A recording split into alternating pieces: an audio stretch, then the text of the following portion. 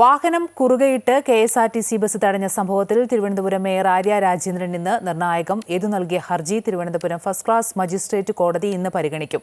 നിലവിൽ അഭിഭാഷകൻ നൽകിയ പരാതിയുടെ അടിസ്ഥാനത്തിൽ കോടതി നിർദ്ദേശപ്രകാരം മേയർ സച്ചിൻ ദേവ് MLA ഉൾപ്പെടെയുള്ളവർക്കെതിരെ പോലീസ് കേസെടുത്തിട്ടുണ്ട്. ഇക്കാര്യം കൂടി പരിശോധിച്ചായിരിക്കും കോടതിയുടെ തീരുമാനം. അതേസമയം യദുവിനെതിരായ പോലീസിന്റെ അന്വേഷണം കൂടുതൽ ശക്തമാക്കിയിട്ടുണ്ട്. കെ പ്രശാന്ത് ഒരിക്കൽ കൂടി ചേരുകയാണ്. പ്രശാന്ത്, ഈ അഭിഭാഷകൻ ബൈജു നോയലിന്റെ പരാതിയിൽ മേയർക്കെതിരെ തിരുവനന്തപുരം കന്റോൺമെന്റ് പോലീസ് സ്റ്റേഷൻ കേസെടുത്തിട്ടുണ്ട്. ഇന്ന് ഡ്രൈവർ യദു നൽകിയ ഹർജിയാണ് ഇന്ന് കോടതി പരിഗണിക്കുന്നത്. അതായത് ബസ്സിൽ അതിക്രമിച്ചു കയറി ജോലി തടസ്സപ്പെടുത്തി എന്നീ പരാതിയാണ് മേയർക്കും അതുപോലെ തന്നെ സച്ചിൻ ദേവ് MLAക്കുമെതിരെ ഉന്നയിച്ചിട്ടുള്ളത്. ഇന്ന് കോടതിയിൽ നിന്ന് അന്വേഷണം മുന്നോട്ട് പോകുമ്പോൾ കോടതിയിൽ നിന്ന് എന്താണ് പ്രതീക്ഷിക്കേണ്ടത്?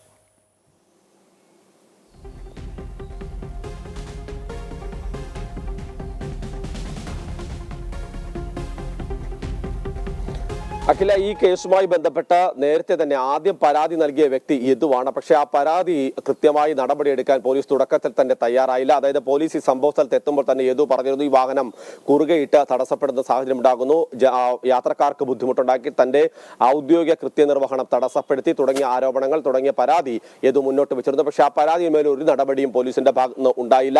മാത്രമല്ല, തുടക്കത്തിൽ തന്നെ മേയർ പറഞ്ഞത് വാഹനം കുറുകയിട്ടില്ല എന്നുള്ളതായിരുന്നു. പക്ഷെ പിന്നീട് ദൃശ്യങ്ങളിൽ 2 മിനിറ്റിലധികം വാഹനം കുറുകയിട്ടിരുന്നു. മാത്രമല്ല, മേയർ പറഞ്ഞത് സിഗ്നൽ ആയിരുന്ന സമയത്ത് വാഹനം നിർത്തി എന്നുള്ളതാണ്. പക്ഷേ സിഗ്നലിന് ശേഷവും വാഹനം കുറുകെ തന്നെ കിടക്കുകയായിരുന്നു. പിന്നീട് സൈഡിലേക്ക് മാറ്റിയെന്ന മേയറുടെ വാദവും പൊളിയുന്ന സാഹചര്യം ഉണ്ടാകുന്നു. പക്ഷേ ആ സമയത്തൊന്നും തന്നെ യദുവിന്റെ പരാതിയിൽ ഒരു നടപടിയും പോലീസിന്റെ ഭാഗത്ത് ഉണ്ടാകുന്നില്ല. അന്ന് ഈ സംഭവം ഉണ്ടാകുന്ന ശേഷം യദുവിനെ പോലീസ് കൊണ്ടുപോവുകയും രാത്രി 10:30 കസ്റ്റഡിയിലെടുത്ത യദുവിനെ പിറ്റേ ദിവസം രാവിലെ മാത്രമാണ് വിടുകയും ചെയ്തത്. ഈ സമയത്തൊന്നും തന്നെ യദുവിന്റെ പരാതി കേൾക്കാനോ നടപടി സ്വീകരിക്കാനോ പോലീസ് തയ്യാറായില്ല എന്നുള്ളത് പ്രധാനപ്പെട്ട കാര്യം തന്നെയാണ്.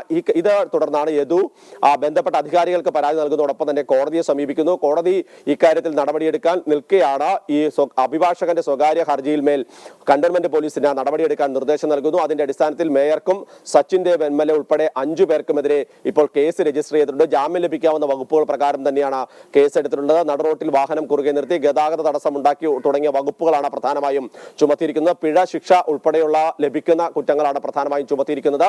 അതേസമയം തന്നെയാണ് യദുവിന്റെ പരാതി ഇന്ന് കോടതി പരിഗണിക്കുന്നത്. ഈ 2 പരാതികളും ഒന്നിച്ച നിലപാടിലേക്ക് എത്തുകയാണെങ്കിൽ സ്വാഭാവികമായും മേയർക്കെതിരെ കടുത്ത വിമർശനങ്ങൾ ഉണ്ടാകാനുള്ള ഒരു സാധ്യതയുണ്ട്. കാരണം പൊതുസമൂഹത്തിൽ നിന്നടക്കം ഉണ്ടാകുന്ന വിമർശനം ഈ യദുവിന്റെ ഭാഗത്ത് തെറ്റുണ്ടെങ്കിൽ പോലും ഒരു ജനപ്രതിനിധി എന്ന നിലയിലും ഉത്തരവാദിത്തപ്പെട്ട ചുമതലയിൽ നിൽക്കുന്ന വ്യക്തി എന്ന നിലയിലും ഇത്തരം ഒരു സമീപനമാണോ സ്വീകരിക്കേണ്ടത് എന്നുള്ളതാണ് പ്രധാനപ്പെട്ട കാര്യം. മാത്രമല്ല, KSRTCയുമായി ബന്ധപ്പെട്ട നിയമങ്ങൾ പ്രകാരം ഇത്തരത്തിലൊരു സാഹചര്യത്തിൽ വാഹനം തടയുകയാണെങ്കിൽ KSRTCക്ക് തന്നെ സ്വമേധയാ നിയമ നടപടിയുമായി മുന്നോട്ട് പോകാം. അത്തരമൊരു നടപടിയും KSRTCയുടെ ഭാഗത്ത് നിന്ന് ഉണ്ടായില്ല എന്നുള്ളതും വിമർശനമാണ്. പ്രതിപക്ഷം അടക്കം ശക്തമായ വിമർശനമായി ഈ വിഷയത്തിൽ രംഗത്തെത്തുകയും യദുവിന് പിന്തുണയുമായി നിരവധി ആളുകൾ എത്തുകയൊക്കെ ചെയ്ത സാഹചര്യമുണ്ട്. അതോടൊപ്പം തന്നെ ഇതിലെ ഏറ്റവും പ്രധാനപ്പെട്ട തെളിവായ മെമ്മറി കാർഡ് കാണാതിരിക്കുന്ന സാഹചര്യവും നിലനിൽക്കുന്നു. ഈ പശ്ചാത്തലത്തിൽ കോടതിയുടെ ഭാഗത്തുനിന്നുണ്ടാകുന്ന വിമർശനങ്ങൾ, നിലപാടുകൾ ഏറ്റവും നിർണായകം തന്നെയാണ്.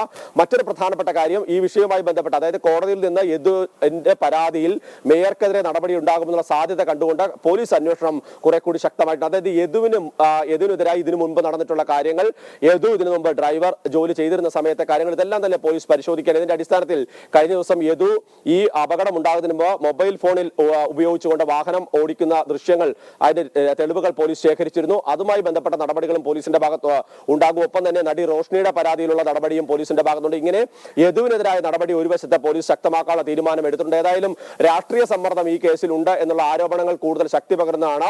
ഇത്തരത്തിലൊരു ഡ്രൈവറിനെതിരെ പിന്നാലെ നടന്ന ഇത്തരം കേസുകൾ കുത്തിപ്പൊക്കിക്കൊണ്ടുള്ള നിയമ നടപടികളായി പോലീസ് പോകുന്നത്. ഏതായാലും കോടതിയുടെ ഭാഗത്ത് നിന്ന് യദുവിന് അനുകൂലമായ നടപടി ഉണ്ടാവുകയാണ്. സ്വാഭാവികമായും സർക്കാരിനും CPM-നും പ്രത്യേകിച്ച് മേയർക്കും എല്ലാം തന്നെ കനത്ത തിരിച്ചടി തന്നെയായിരിക്കും അമ്പിളിയത്.